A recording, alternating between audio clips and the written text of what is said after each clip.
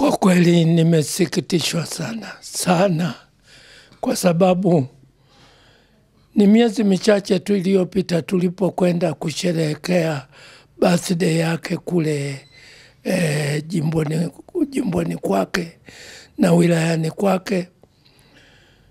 Ni kweli alikuwa amechoka, lakini alikuwa bado ana nguvu.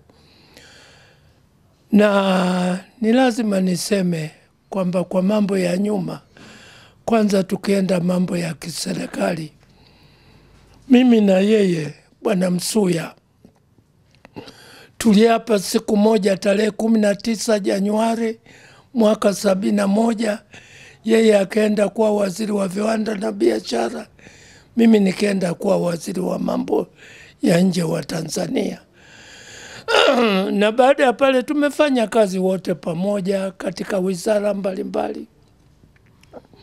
Lakini nataka niseme kwa majonzi makubwa kwamba Cleopa Msuya ameitumikia nchi hii kwa uaminifu na kwa moyo wake wote.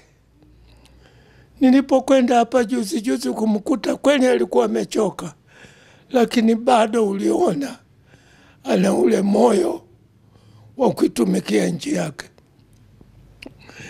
Na Tanzania tusisahau, huko nyuma tulikuwa tuna viwanda. Mtu aliyetengeneza barabara la kufanya viwanda vije Tanzania ni Bwana Msuya.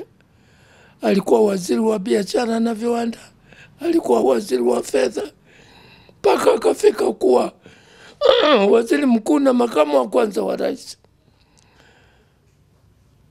Nasikitika, lakini niseme kweli, Msuya alitumikia nchi hii,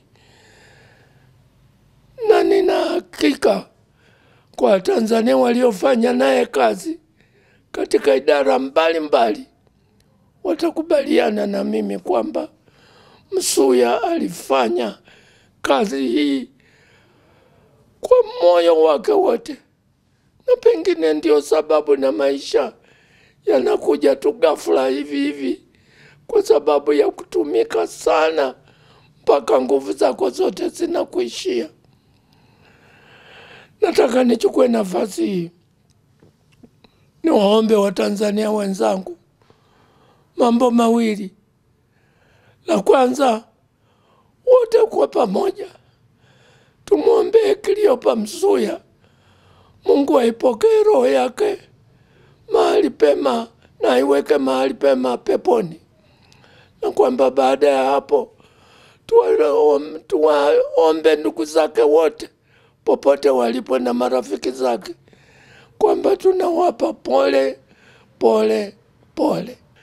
Mimi ninakizungumzia kwamba alikuwa ni mtu ambaye nchi hii haingeweza kuepuka kumtumia mtu mwenye ujuzi, mtu mwenye uwezo na mtu mwenye ufahamu. Kwa hiyo hata kwamba alitumika kama waziri mkuu mara mbili ni kwa sababu ya ujuzi wake, ufahamu wake na utendaji wake wa kazi ulionyooka. Sasa hilo la viongozi wa sasa mimi nisingependa kujiingiza kwa sababu sisi tumefanya kazi. Tumefikiri kwamba tulikuwa tunafanya vizuri na kwa nia njema. Sasa hatuwezi kusema kuwa wafate nyayo zetu. Hatuna nyayo za kufuata. Tunawaambia nao wafanye kadri watakavyoweza na kwa uwezo wao, na Mungu atawajalia kama alivyotujalia sisi. Sikutaka kuanza na hilo, lakini ni kweli.